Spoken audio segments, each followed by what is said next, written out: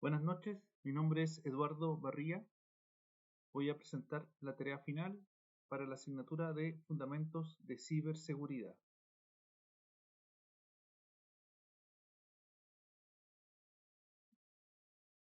Los objetivos de esta tarea corresponden a presentar un procedimiento a seguir por parte de una consultora cuando una empresa externa contrate los servicios, por ejemplo, para definir o analizar los riesgos de una empresa y definir controles para ver cómo de alguna forma se mitigan estos riesgos, eh, se aceptan o se eliminan. ¿Ya?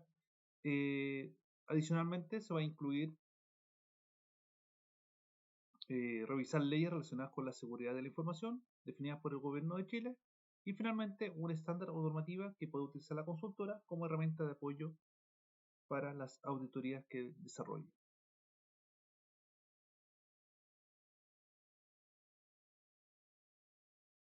A continuación se van a mencionar las etapas o los pasos a seguir para realizar un levantamiento de riesgos de una organización. Lo primero es identificar todos los activos de la compañía. Un activo es un elemento, un recurso que es importante para una empresa porque le permite lograr sus objetivos definidos. Cuando se habla de activos, hablamos de, por ejemplo, un servidor, un software, un firewall, un switch e inclusive el recurso humano pasa a ser un activo para lograr los objetivos de una compañía.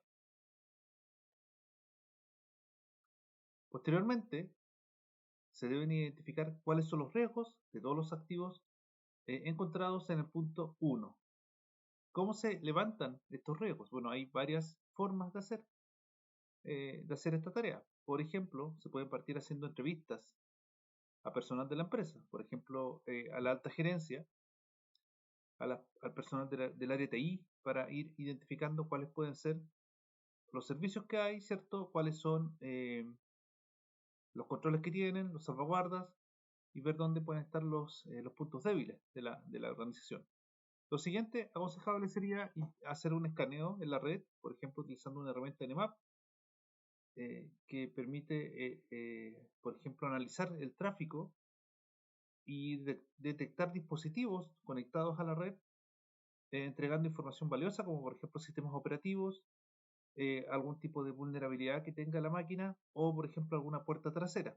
También se puede utilizar Wireshark para identificar las comunicaciones que se producen entre los diferentes equipos y además para identificar qué servicios, eh, a qué servicios o a qué puertos se envían estas comunicaciones. Se aconseja también revisar configuración de dispositivos, por ejemplo, configuración de los servicios, de los servidores, de los switches, idealmente también revisando qué es lo que aconsejan los especialistas o los proveedores, los fabricantes, y que tiene relación con el hardening. De alguna manera, ¿cierto? Revisar cuáles son estas buenas recomendaciones que dan los proveedores y ver si están activas o no dentro de estos servicios o equipos, porque si no están activas sería también un riesgo a considerar. Revisar la red de comunicaciones, por ejemplo, identificando qué pasa si falla un equipo, si falla un enlace. También sería conveniente realizar pruebas de penetración para ver si se encuentra algún tipo de fallo o se detecta una vulnerabilidad en el software o en el hardware de la compañía. Es útil también realizar un phishing. ¿Por qué hacer un phishing? Porque de esta manera se puede analizar o medir cuál es el conocimiento de las personas respecto a este tipo de amenazas. Y según el resultado se puede ver si se realiza algún tipo de campaña o algún tipo de capacitación para que las personas estén mejor preparadas ante este tipo de amenazas.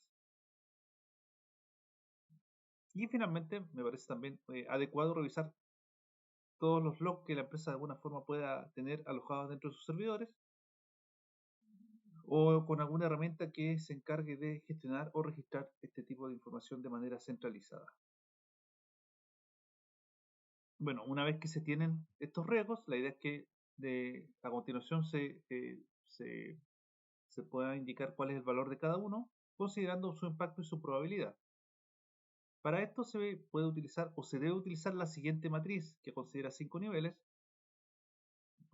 tanto para probabilidad de impacto, donde el nivel más bajo es muy bajo y el más alto es muy alto, sería ya un impacto crítico, lo mismo a nivel de probabilidad. Con esta matriz se deben analizar, ¿cierto?, los riesgos y se debe indicar cuál es el valor de cada uno. A continuación, se debe utilizar esta matriz para poder identificar cuáles son los riesgos y además indicar cuál es el valor de cada uno, considerando que el riesgo es la probabilidad por el impacto. El paso siguiente sería priorizar los riesgos según el nivel de criticidad, es decir, los valores o los riesgos más altos estarán al inicio de la lista y los más bajos estarán al final de la lista. Un tema muy importante acá es ver con la empresa, ver cuál va a ser el apetito al riesgo o cuál va a ser el umbral que la empresa acepta para los riesgos que están dentro de la compañía, ¿cierto?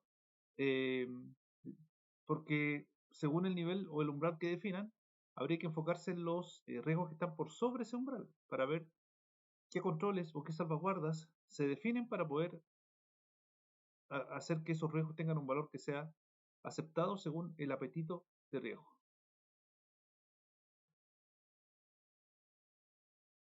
Finalmente, la idea es que se considere una nueva matriz que defina los, los riesgos con su valor inicial, posteriormente los controles que se van a aplicar, un control o varios controles que se puedan aplicar a cada riesgo y nuevamente ver cuál es ahora el valor del riesgo, considerando que es muy probable que si aplicamos salvaguardas el impacto baje. Por ejemplo, si falla un disco duro y tengo RAID 6, el impacto es bajo porque va a seguir el servicio operativo. Por un RAID 6 podrían fallar inclusive dos discos de manera simultánea. Por lo tanto, el impacto baja y la probabilidad de que falle un disco se seguiría manteniendo porque no es algo que mejore si es que implementa un RAID 6. Pero lo que importa es que se pasó de un valor 15, por ejemplo, inicial, donde no había un servidor con RAID, a una solución con RAID 6, donde se bajó de 15 a 6. Eso es lo que importa y esa sería la indicación para que esta empresa controle ese riesgo, ¿cierto? Y tenga un valor que sea eh, bajo, según la matriz que está definida acá, un valor bajo.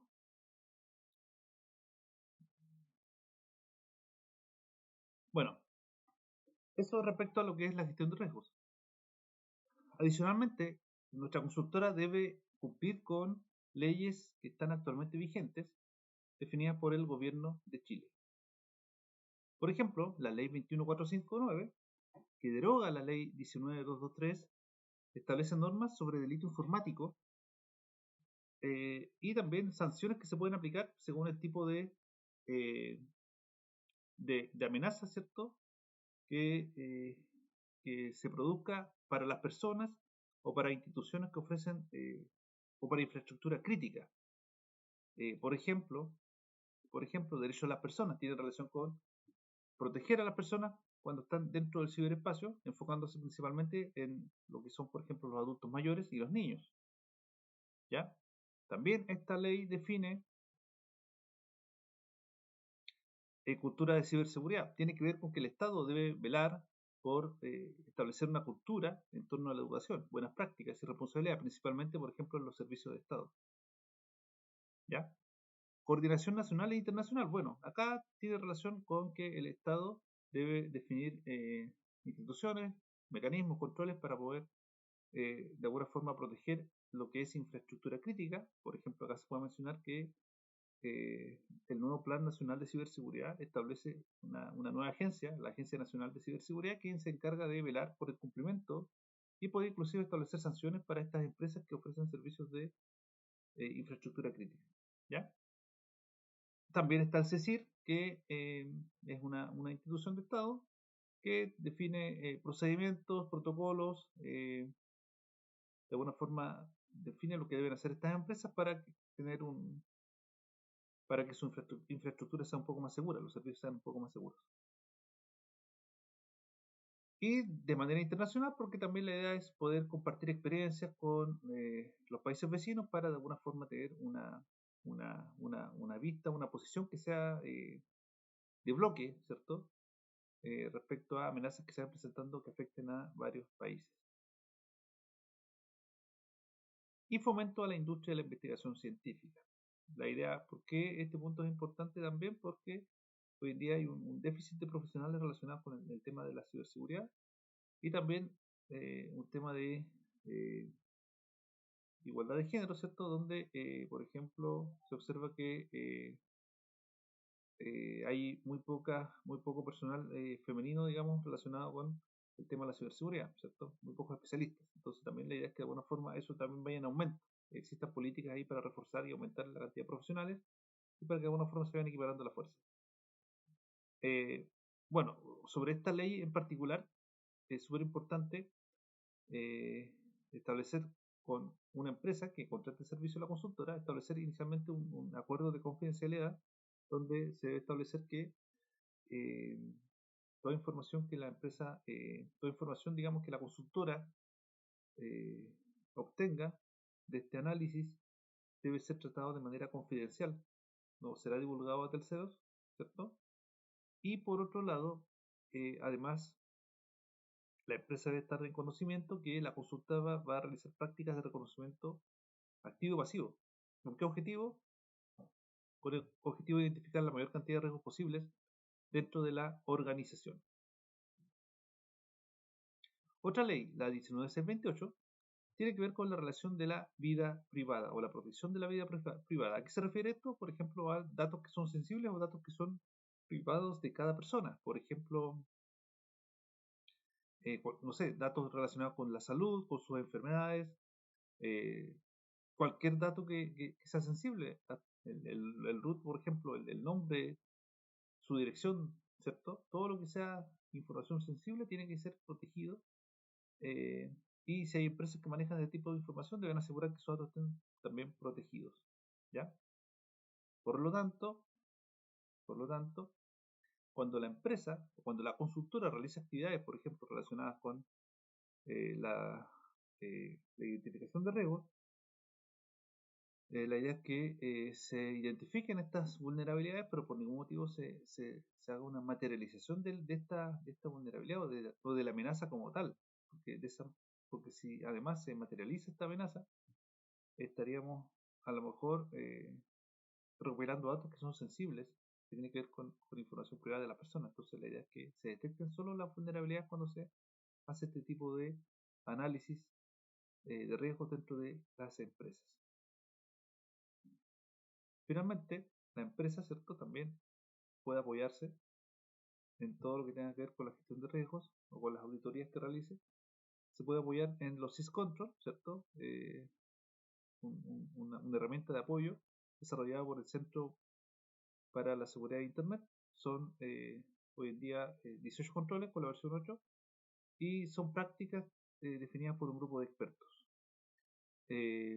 Utilizando, por ejemplo, información de ataques reales, este grupo puede crear guías de trabajo, resolución de problemas y son capaces de resolver problemas como comunidad.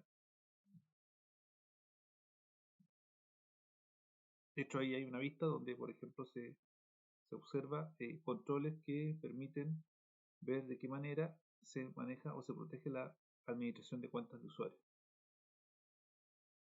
Lo bueno de este, además, porque es bueno utilizar estos syscontrol porque tiene tres niveles, IG1, IG2, IG3. Entonces cada uno eh, ofrece diferentes salvaguardas o diferentes controles, según el tamaño de la empresa, por ejemplo. Si es una empresa con un edificio, una sucursal, no sé, sin sucursales, por ejemplo, los controles IG1 también son 56 controles o salvaguardas. IG2 ya es para una empresa un poco más grande, que por ejemplo tiene oficinas en diferentes lugares, donde ya IG2 considera los 56 salvaguardas de IG1 más 74 nuevos controles. Y ahora si es ya una empresa nacional que tiene además instalaciones en otros países, se aconsejaría a lo mejor los controles IG3 para poder ofrecer una optimización respecto a los controles de seguridad de la empresa. Esta es una versión, como dice acá, la versión 1B de este documento, que perfectamente se debe ir adecuando de acuerdo al cambio normativo que se vaya produciendo en las políticas de Estado. Eh, Nuevamente resaltar que cualquier actividad que se haga con una empresa, con un cliente, requiere de un acuerdo de confidencialidad. Esto para respetar la normativa vigente respecto a lo que tiene que ver con la protección, digamos, de los datos de las personas y además, por ejemplo, eh, con las actividades que se desarrollan, donde deben estar autorizadas por la empresa, porque si no, se está cometiendo un delito y eso tiene una sanción.